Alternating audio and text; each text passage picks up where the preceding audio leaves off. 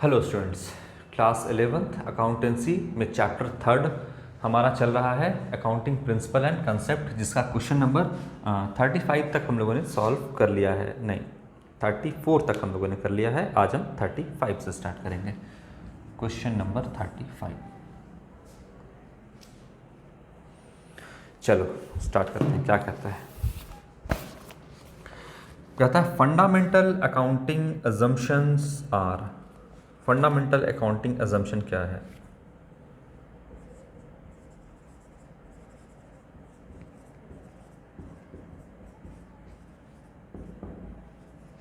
Fundamental accounting assumption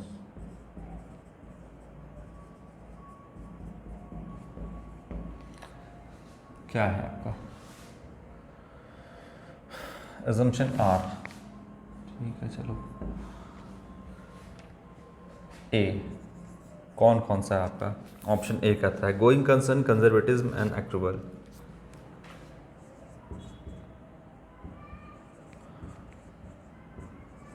going concern, concept,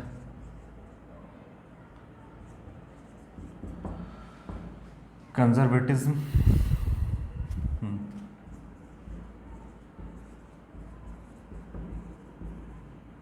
and accrual ना। ठीक, सीधा सीधी लिखा है एक्रूवल। क्या ये आपका फंडामेंटल अकाउंटिंग अजम्पशन है? B. Going concern, matching and consistency.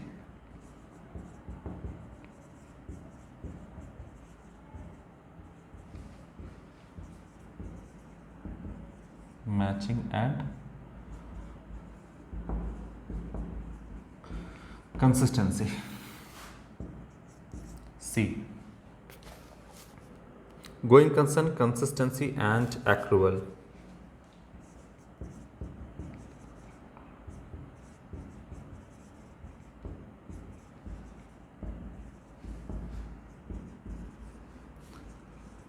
And या ऐसे ही लिखते सीधे एक्रूवल।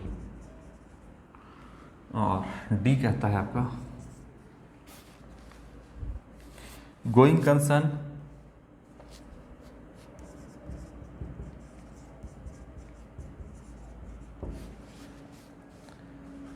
सेपरेट एंटिटी या बिजनेस एंटिटी,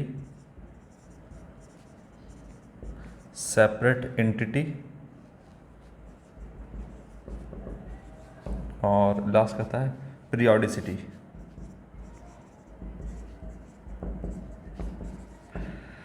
क्या होगा जानते हो आप लोग?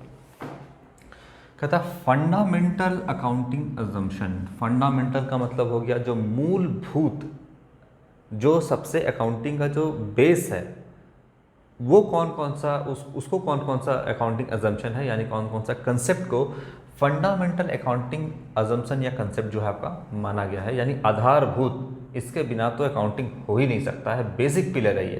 तो ये है आपका option number C, going concern, consistency and accrual. इसे बोलते हैं फंडा। इसके अलावा और भी कंसेप्ट है, कन्वेंशन है आपका, लेकिन ये आपका आधारभूत जो है वो फंडामेंटल माना गया है।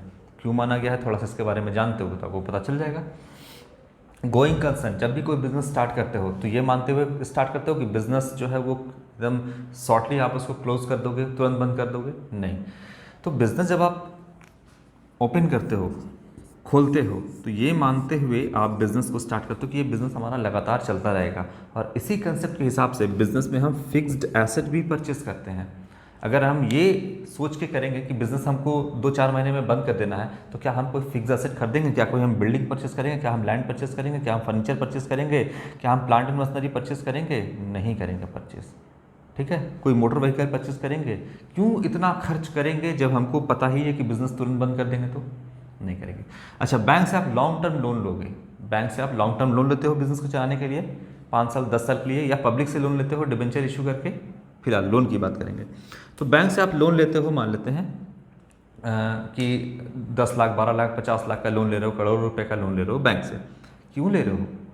जब आपको 2-4 महीने के लिए बिजनेस करना है तो नहीं। तो ये भी आपका गोइंग कंसर्न कंसेप्ट के हिसाब से अगर आप चल रहे हैं कि बिजनेस जो है हमारा कंटिन्यूइंग बिजनेस है, तो ये मान के चल रहे हो गोइंग कंसर्न कि बिजनेस हमारा लगातार चलता रहेगा। अगर यही नहीं मानोगे, अगर यही आधारभूत या फंडामेंटल चीज़ आप नहीं मानोगे कि भाई बिजनेस हमारा जो है लंबे समय तक नहीं चलेगा, तो क्या कोई काम कर पाओगे बिजनेस में? क्या फिक्स एसेट परचेस कर पाओगे? क्या कोई लॉन्ग टर्म लोन ले पाओगे? क्या बिजनेस को ठीक तरीके से चला पाओगे? नहीं। तो ये तो फंडामेंटल तो होना चाहिए गोइंग कंसर्न। समझना है बात? ठीक है। इसके बाद आते हैं कंसिस्टेंसी पे। कंसिस्टेंसी एक मेथड, एक प्रिंसिपल को आप पिक कर लो, लगातार उसी के साथ बने रहो। अगर नहीं करोगे तो कभी बिजनेस का रिजल्ट भी आउट नहीं कर पाओगे ठीक से, ना कहीं आप कंपेयर भी नहीं कर पाओगे कि पिछले साल का रिजल्ट हमारा इस साल बेहतर है या पिछले साल वाला बेहतर है, या एक फर्म का रिजल्ट दूसरे फर्म का रिजल्ट से आप कंपेयर भी नहीं कर पाओगे। तो ये भी आपका गड़बड़ हो जाएगा। भाई आप बिजनेस में प्रॉफिट कमा रहे हो, आप सही तरीके से जा रहे हो, बिजनेस का अपवर्ड टेंडेंसी है कि नहीं, जब आप मेथड को बदल दोगे तो फिर आपका सब गड़बड़ हो जाएगा। इसलिए एक मेथड को ही आपको पिक करना है, लगातार उसके साथ चले रहना है उस मेथड के साथ, है ना। बार बार मेथड चेंज करोगे तो कभी बिजनेस के रिजल्ट को आप कंपेयर एक साल के रिजल्ट को दूसरे साल से नहीं कर पाओगे। तो बताइए क्या फ़ायदा रह जाएगा फिर बिजनेस करने का? आपको अपना रिजल्ट ही नहीं पता है कि मेरे पिछले साल का रिजल्ट और इस साल के रिजल्ट में क्या डिफरेंस है, आपको पता ही नहीं चल रहा है। तो बताइए कि कभी भी आप जो है आप ये समझ पाओगे कि पिछले साल के मुकाबले हमने अच्छा किया, या अगला साल जो करने वाले हैं मेथड नंबर 1 अप्लाई किया, फिर मेथड नंबर 2 बी अप्लाई किया, फिर मेथड नंबर सी ABC कर दिया। अब आप इसको बैठ के कंपेयर ही नहीं कर पा रहे हो, तो आप सही तरीके से कर रहे हो कि नहीं कर रहे हो ये पता ही नहीं चलेगा आपको, मेथड ही चेंज कर दिए। तो जब आप ये कंपेयर ही कर पाओगे कि हम जो 3 साल से बिजनेस कर रहे हैं, एक साल ये, एक साल मेथड नंबर बी सी से किए, और 3 साल हमने क्या किया हमको पता नहीं है, तो कभी भी आप बिजनेस सही तरह से कर पाओगे, कैलकुलेट कर पाओगे प्रॉफिट एंड लॉस? तो ये भी तो आपका एक तरह से फंडामेंटल है, बेसिक है, इसको भी फॉलो करना पड़ेगा। तो ये हो गया आपका कंसिस्टेंसी कंसेप्ट, ये हो गया गोइंग कंसर्न। और एक्रूअल जो बेस्ड होता है वो मैचिंग कंसेप्ट पे बेस्ड होता है। तो एक्रूअल क्या कहता है कि भाई बिजनेस में आपने जो भी खर्च किया है, खर्च हुआ है, लेकिन दिया हो या नहीं दिया हो ये भी आपको रिकॉर्ड करना है। अगर आप नहीं करोगे रिकॉर्ड तो आप कभी भी अपने true profit and loss and financial position पे नहीं पहुंच पाओगे, और नहीं पहुंच पाओगे तो फिर बिजनेस कर ही क्यों रहे हो, जब आप अकाउंटिंग कर ही क्यों रहे हो, जब आपको सही इन्फॉर्मेशन आप कलेक्ट कर ही नहीं पाओगे। तो ये भी फंडामेंटल है। जैसे मान लो कि हमने अपने स्टाफ को सैलरी दिया, 1,000 रुपये सैलरी है और 12 मंथ देगा, तो बिजनेस का खर्च कितना है 12, और आपने मान लो कि 12 तो उसने कमा लिया है, उसको देना है 12, आपने 11 ही उसको दिया है, एक नहीं दिया है, तो क्या आप 11,000 ही अपना खर्च मानोगे? और 11,000 अपना खर्च मानोगे तो क्या कभी भी सही प्रॉफिट एंड लॉस कैलकुलेट कर पाओगे? थोड़ा सा बता रहे हैं हम आप लोग। मान लीजिए कि बिजनेस का जो इनकम हुआ टोटल वो 20,000 रुपये का इनकम हुआ, और 20,000 में से अपना एक्सपेंस यानी यहाँ पर सैलरी जो दिया उसको घटाओगे। सैलरी कितना देना है? 12,000 रुपया सैलरी देना है। थोड़ा सा जगह बनाते हैं, जगह तो है लेकिन हम, ठीक है, कितना सैलरी देना है? 12,000 देना है। तो एक्सपेंस कितना है? 12। तो बताइए तो प्रॉफिट कितना है? 8,000। ये ट्रू प्रॉफिट है या नहीं है? बिजनेस का है प्रॉफिट, लेकिन आप दिए कितना? 11। तो आप बोलिएगा सर हम 11 ही इसको मान के चलते हैं, तो बताइए कि आपका प्रॉफिट बढ़ गया कि नहीं? 9,000 है ना, 9,000 आपका प्रॉफिट हो गया, और आपको देना था कितना? आपको 1,000 और देना ही देना है उसको, उसने काम कर लिया है, यानी आपको सैलरी प्लस आउटस्टैंडिंग सैलरी 1,000 आपको यहाँ पे देना पड़ेगा। तो 11,000 दिया है, 1,000 और ऐड करना होगा, यही एक्रूअल करता है। तो टोटल एक्सपेंस कितना हुआ? 12,000। तो 12,000 एक्सपेंस मानोगे तब 8,000 का आपका प्रॉफिट होगा, है ना, 8,000 का आपका प्रॉफिट होगा। लेकिन आप 11,000 मानोगे, बोलोगे कि 1,000 नहीं दिया तो नहीं मानते अपना खर्च। अगर आप ऐसा करोगे तो प्रॉफिट हो जाएगा 9,000। बताइए तो 9,000 प्रॉफिट हुआ है फर्म में। अब आप यहाँ पर चल रहे हो कि एकदम दिमाग में बैठा के 9,000 हुआ, 9,000 होगा। अरे 1,000 पॉकेट से निकाल के आपको देना ही पड़ेगा, उसने काम कर लिया है। तो 1,000 को भी अपना एक्सपेंस मानो, तो 12,000 एक्सपेंस मानो, तो प्रॉफिट होगा 8,000। ये तुम्हारा सही प्रॉफिट है, हवा में मत उड़ो जाता। अगर 9,000 मानोगे तो ऐसे तो सारा एक्सपेंस को आप हटा दोगे, जो नहीं दिया है उसको हटा दोगे इसमें से, और जब एक्सपेंस को हटा दोगे तो प्रॉफिट बढ़ जाएगा। तो एक्चुअल में आपको इतना प्रॉफिट हुआ नहीं है, दिख रहा है ज़्यादा, तो क्या पॉकेट में भी ज़्यादा होगा प्रॉफिट? नहीं, सिर्फ फिगर दिखेगा यहाँ पर ज़्यादा, पॉकेट में उतना पैसा होगा नहीं आपके पास, तो फिर गलत हो जाएगा। तो ये भी आपका फंडामेंटल है कि एक्रूअल कंसेप्ट कहता है कि आउटस्टैंडिंग जो है, जो देना बकाया है, उसको भी आप इसमें जोड़ करके दिखाओ, अपना एक्सपेंस मानो। तो ये भी फंडामेंटल है आपका, ठीक है। तो कौन कौन सा फंडामेंटल हो गया? Going concern, consistency and accrual. बाकी यहाँ पे गोइंग कंसर्न लिखता है, लेकिन कंजर्वेटिज्म आपका फंडामेंटल नहीं है, कन्वेंशन है, अकाउंटिंग कन्वेंशन है, फंडामेंटल नहीं है एक्रूवल। तो ये जोड़ी तो जम नहीं रहा है तीनों का। गोइंग कंसेप्ट लिखा है आपका, कंसिस्टेंसी लिखा है, लेकिन मैचिंग मैचिंग आपका लिखा है, जिससे कि आप कर सकते हो, लेकिन ये फंडामेंटल नहीं है आपका। जोड़ी जम रहा है क्या तीनों का? तीनों का जोड़ी नहीं जम रहा है। गोइंग कंसर्न होना चाहिए, कंसिस्टेंसी एंड एक्रूवल तीनों का एक साथ होना जरूरी है, ये बेसिक है आपका। ठीक है, तो ये भी आपका फंडामेंटल नहीं माना गया, हालांकि इसको भी फॉलो करना जरूरी है, आप इसके बिना नहीं कर सकते काम, लेकिन फंडामेंटल नहीं माना गया है, आधारभूत नहीं माना गया है। इन तीनों का जोड़ी को आधारभूत यानी फंडामेंटल अकाउंटिंग का जो कंसेप्ट है या असम्पशन है वो माना गया है। इसका, इसका और इसका पीरियोडिसिटी का मतलब हो गया आपका कि एक साल में कम से कम एक बार अकाउंटिंग तो आप करोगे ही, true profit and loss calculate करोगे ही, फाइनेंशियल पोजीशन कैलकुलेट करोगे ही। तो इन तीनों के जोड़ी को फंडामेंटल नहीं माना गया है, इसका भी नहीं, इसका भी नहीं, इसका भी। इन तीनों के जोड़ी को आपको फंडामेंटल अकाउंटिंग कंसेप्ट या असम्पशन माना गया है। ठीक है, बस 35 के बाद 36।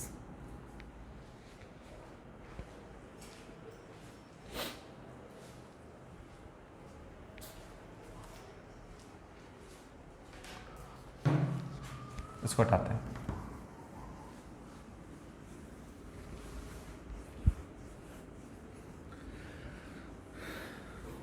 काम तो किसी के बिना भी नहीं चलेगा, लेकिन इसके बिना एकदम काम नहीं चलने वाला है, ये आधारभूत है, इसको मानना ही होगा, फंडामेंटल माना गया है इसको, बस इतना आपको ध्यान रखना है किसको माना गया है।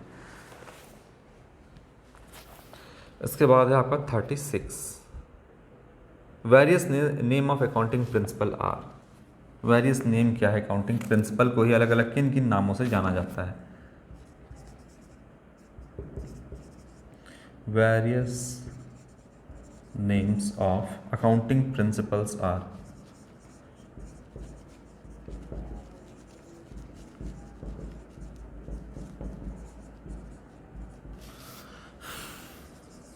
A. Assumption,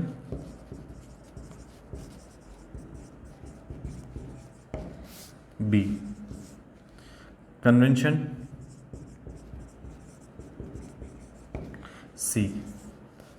Concepts, और D. All of these.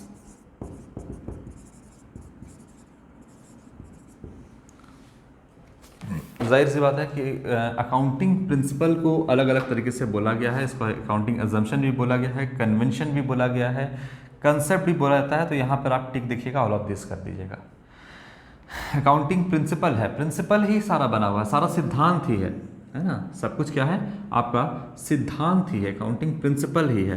तो इसको कभी कभी बोलते हैं अकाउंटिंग अजम्पशन, कन्वेंशन, कंसेप्ट, सबको फॉलो करते हुए चलना है। तो ये सारे अकाउंटिंग एक तरह से प्रिंसिपल ही है, सिद्धांत ही बना हुआ है, अलग अलग नाम से अलग अलग समय पे हम इसको बुलाते हैं, अलग अलग तरीके से बुलाते हैं। ठीक है, हाँ, जो अकाउंटिंग कंसेप्ट है, जैसे आपका ये सारा कुछ क्या है, अकाउंटिंग कंसेप्ट है तीनों, है ना। अकाउंटिंग कन्वेंशन भी होगा, convention of materiality, convention of prudence या कंजर्वेटिज्म कन्वेंशन, ये सब भी है आपका। तो कहीं ना कहीं हम सबको फॉलो कर रहे हैं, तो वो अकाउंटिंग प्रिंसिपल का ही अलग अलग रूप है। तो इसको अजम्पशन भी बोलते हैं, कन्वेंशन भी बोलते हैं, कंसेप्ट भी बोलते हैं। तो सब ऑल ऑफ दिस तीनों आपका तीनों होगा ये। ठीक है, तो क्वेश्चन नंबर 36 हो गया आपका। अब question number 37।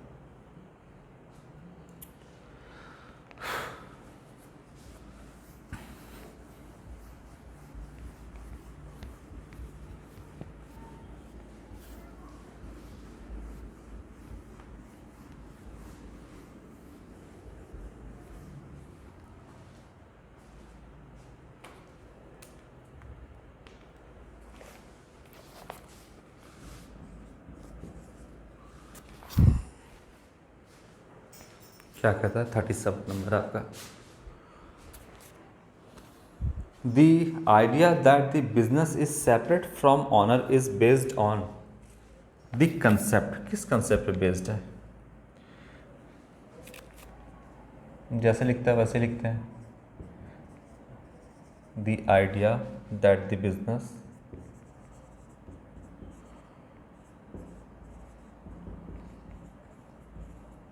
business is separate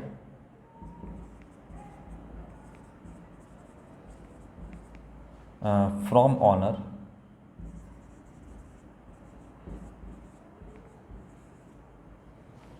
is based on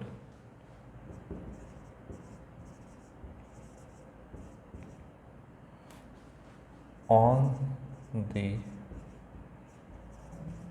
concept A, dual aspect,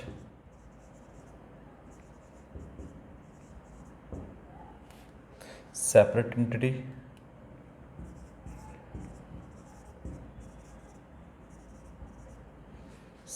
entity,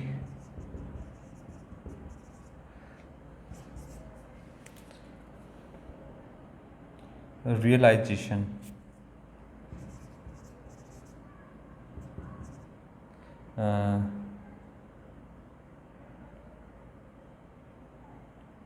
क्या लिखा है, गलत लिखा है,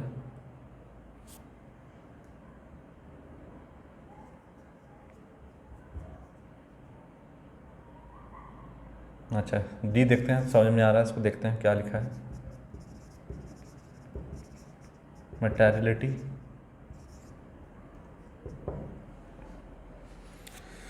क्या लिखा है ये, रिलेवेंस, रियलाइजेशन ही लिखा है।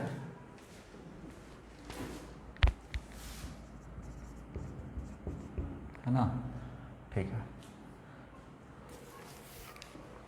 हालांकि रियलाइजेशन जो है आपका, या रेलेवेंस या अंडरस्टैंडेबिलिटी या कंपैरेबिलिटी या फेटफुल प्रेजेंटेशन, ये कुछ भी हो आपका, ये क्वालिटेटिव कैरेक्टरिस्टिक में आता है, लेकिन ऑप्शन में यहाँ पे डाल दिया है, ठीक।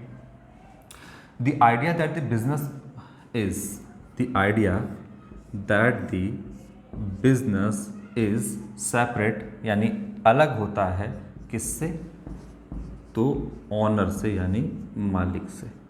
ये कौन सा कंसेप्ट कहता है, ये किस कंसेप्ट पे बेस्ड है, जो कौन सा कंसेप्ट ये कहता है कि ऑनर और बिजनेस दोनों एक नहीं होता है बल्कि अलग अलग होता है।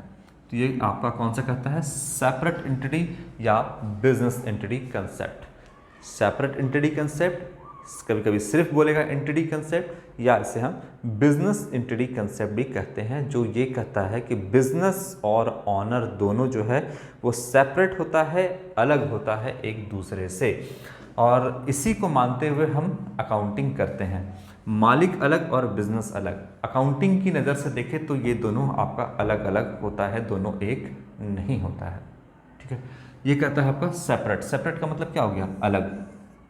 जैसे बोलते हैं ना आप लोग घर पे कि मेरा तो जो है सेपरेट रूम है। सेपरेट का मतलब दूसरे के जो भाई बहन आपके, उससे रूम आपका अलग है ना। उसी तरीके से सेपरेट का यहाँ मतलब क्या हो गया, बिजनेस और ऑनर दोनों अलग है। तो सेपरेट एंटिटी, एंटिटी का मतलब जो हो गया आपका, ये भी एक एंटिटी है, ऑनर भी एक एंटिटी है ना, और ये दोनों एंटिटी एक दूसरे से अलग हैं, सेपरेट है, इसलिए इसको बोलते हैं सेपरेट एंटिटी कंसेप्ट। जो कहता है कि बिजनेस और ऑनर अलग है। सेपरेट एंटिटी की कंसेप्ट कहता है कि आप जो भी रिकॉर्ड करिए बिजनेस के पॉइंट ऑफ व्यू से रिकॉर्ड करिए, और सेपरेट एंटिटी की कंसेप्ट कहता है कि जो मालिक है बिजनेस का, वो क्रेडिटर होता है बिजनेस के पॉइंट ऑफ व्यू से, यानी बिजनेस के पॉइंट ऑफ व्यू से मालिक जो है वो क्रेडिटर होता है ना। ये कहता है सेपरेट एंटिटी, तो सही होगा आपका बी। डुअल एस्पेक्ट कंसेप्ट क्या कहता है कि हर ट्रांजैक्शन के दो पहलू होते हैं, एक डेबिट और एक क्रेडिट। तो इसमें तो नहीं हो रहा है, एक डेबिट एक क्रेडिट होता है, लेकिन सेपरेट फ्रॉम ऑनर बिजनेस जो है अलग होता है, ये तो सेपरेट एंटिटी कहता है। रियलाइजेशन का मतलब हो गया आपका कि जो अकाउंटिंग कन्वेंशन जो है क्वालिटेटिव कैरेक्टरिस्टिक ऑफ आपका, ये हो गया कि रियलाइजेशन, नहीं ये तो आपका कह रहा है, ठीक है, रियलाइजेशन या रेवेन्यू रिकग्निशन कंसेप्ट के हिसाब से कह रहा है। हाँ, ये शॉर्ट में लिखा है, एक्चुअली में ये क्या है आपका, रेवेन्यू रिकग्निशन या रेवेन्यू रियलाइजेशन कंसेप्ट, ठीक है। रेवेन्यू रियलाइजेशन कंसेप्ट है जो कहता है कि जब गुड्स का ऑनरशिप डिलीवर कर दिया जाएगा, जब उसकी डिलीवरी कर दी जाएगी कस्टमर को, तब जो है रेवेन्यू रियलाइज होगा, यानी रिकग्निशन होगा, उसका रिकग्नाइज करेंगे। तो रेवेन्यू रियलाइजेशन कंसेप्ट है, ये बहुत शॉर्ट में लिख दिया है, ठीक है।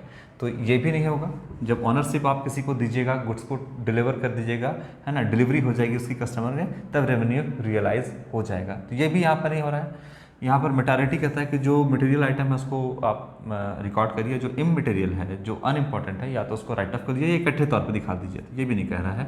डुअल एस्पेक्ट ये भी नहीं कह रहा है, ये भी नहीं, ये भी नहीं, तो ये कह रहा है आपका दोनों अलग है, ठीक है। ये हो गया आपका। शॉर्ट में भी लिख सकता है, आप ध्यान रखिएगा, रियलाइजेशन लिखा है तो रेवेन्यू रिकग्निशन या रेवेन्यू रियलाइजेशन कंसेप्ट है ये। चलो 37 के बाद देखते हैं क्वेश्चन नंबर 38। आया क्लियर हुआ ये आपका?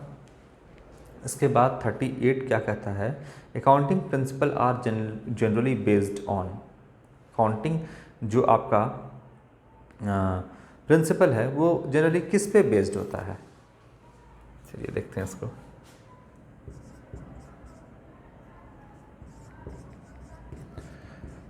Accounting principle are generally based on A, subjectivity,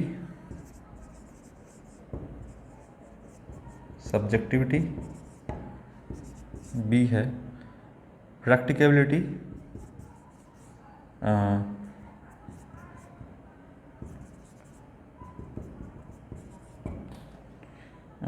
convenience in recording, C है आपका,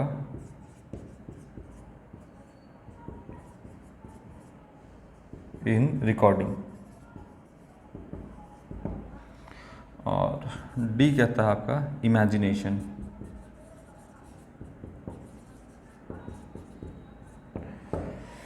ठीक है, अकाउंटिंग प्रिंसिपल जो है वो जनरली किस के आधार, उसका आधार, उसका बेस क्या है? क्या उसका आधार जो है वो सब्जेक्टिविटी है आपका, है ना, वस्तुनिष्ठा है, या फिर जो प्रैक्टिकलिटी है मतलब कि व्यवहारिकता पे आधारित है, या जो आपका अकाउंटिंग है वो आपका जो है क्या कह सकते हैं उसको हिंदी में, सुगमता के आधार पे, कन्वीनियंस ऑफ रिकॉर्डिंग, जैसे आपको आसान पड़े वैसे आप उसको रिकॉर्ड करिए, या फिर इमेजिनेशन, आप उसको सोच के कर रहे हैं अपने ख्यालों में जो है ना, अपने सोच करके कि ऐसे होना चाहिए, ऐसे होना चाहिए, ये करना चाहिए, वो करना चाहिए, क्या इसके आधार पे काउंटिंग प्रिंसिपल है? इमेजिनेशन के आधार पे कि नहीं ये करना ठीक रहेगा, नहीं ये करना ठीक रहेगा, क्या इसके आधार पे आपका इमेजिनेशन के आधार पे है आपका? नहीं, इसके आधार पे तो अकाउंटिंग जो है प्रिंसिपल वो बेस्ड नहीं है। कन्वीनियंस इन रिकॉर्डिंग, जैसे आसान पड़ेगा वैसे काम करेंगे, है ना, जैसे आराम लगेगा वैसे सोएंगे हम। सोने का है ना नियम कि भाई आप बॉडी को जो है एकदम स्ट्रेट करके सुतो, है ना, लेकिन कोई है जो पैर ऊपर करके भी सोते हैं। तो कहने का मतलब है कि क्या अपनी सुविधा के अनुसार से आप काम करिएगा अकाउंटिंग में। क्या प्रिंसिपल इसी पे बेस्ड है कि जैसे आपको आसान पड़ा वैसे कर दिए? आसान से कोई मतलब नहीं है ना। यहाँ पर आसान से यहाँ पे कोई लेना देना नहीं है। क्या आसान तरीका अगर गलत होगा तो वो तरीका भी आप अपना लोगे? नहीं, तो आसान तरीके से अकाउंटिंग प्रिंसिपल को बनाया नहीं गया है। अपने कन्वीनियंस के हिसाब से, अपने ज़रूरत के हिसाब से क्या बनाया गया है, अपने ज़रूरत के हिसाब से नहीं। बिजनेस जो चल रहा है दुनिया में, बिजनेस के हिसाब से जो काम होना चाहिए उसके हिसाब से प्रिंसिपल बनाया गया है। सब्जेक्टिविटी के आधार पे भी नहीं बनाया गया है ना, कि वस्तुनिष्ठा के आधार पे कि हम भाई जो है आपका क्या बोलते हैं, जो हम माने हैं, जो तरीके से चलना चाहिए, क्या वही तरीका आपका यहाँ पे अप्लाई होगा? तो ये भी नहीं है आपका।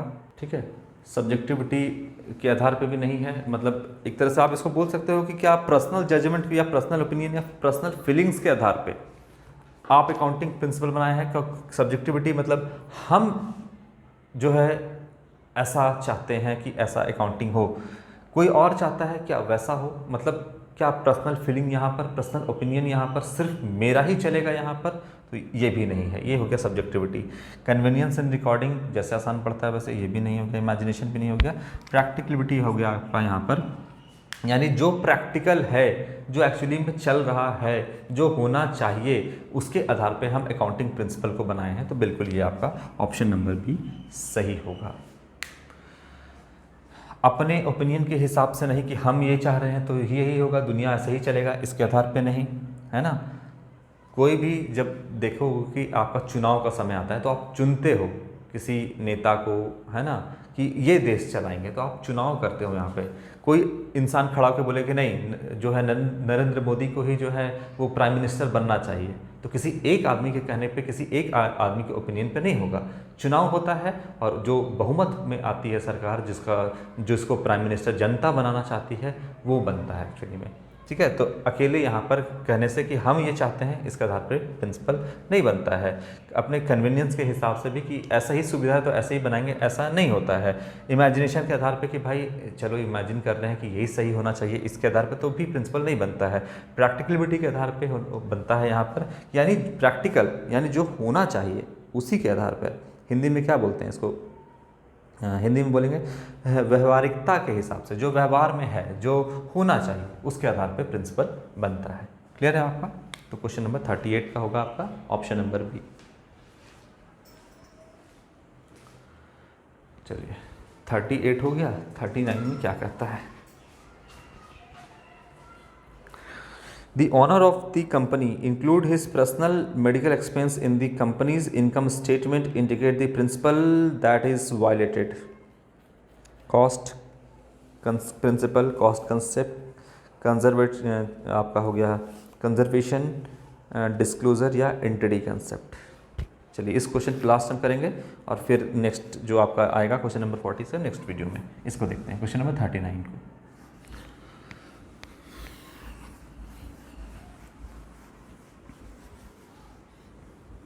देखिए क्वेश्चन आपका बिल्कुल अलग नहीं है, जो बताए हैं वही क्वेश्चन है आपका। क्वेश्चन को लंबा कर दे, घुमा दे, कुछ भी कर दे, आपका मीनिंग वही निकलता है। क्या कहता है क्वेश्चन नंबर 39? इसमें जो है ना, हम आपका क्वेश्चन नहीं लिखेंगे, थोड़ा लंबा क्वेश्चन हो जा रहा है, सीधा ऑप्शन से काम चलाएंगे, क्वेश्चन को हम समझा देंगे। कॉस्ट प्रिंसिपल लिखता है, कॉस्ट कंसेप्ट होगा, ठीक है, कॉस्ट प्रिंसिपल लिखता है, हम प्रिंसिपल ही लिख देते हैं। इसके बाद कहता है कंजर्वेशन, बी हो गया आपका कंजर्वेटिज्म कंसेप्ट या कंजर्वेशन कंसेप्ट या कंजर्वेटिज्म कंसेप्ट, सी हो गया आपका एंटिटी कंसेप्ट या बिजनेस एंटिटी या सेपरेट एंटिटी कंसेप्ट, और डी हो गया आपका,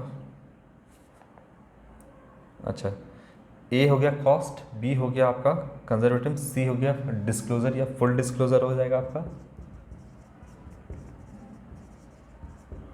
और डी हो गया आपका एंटिटी कंसेप्ट।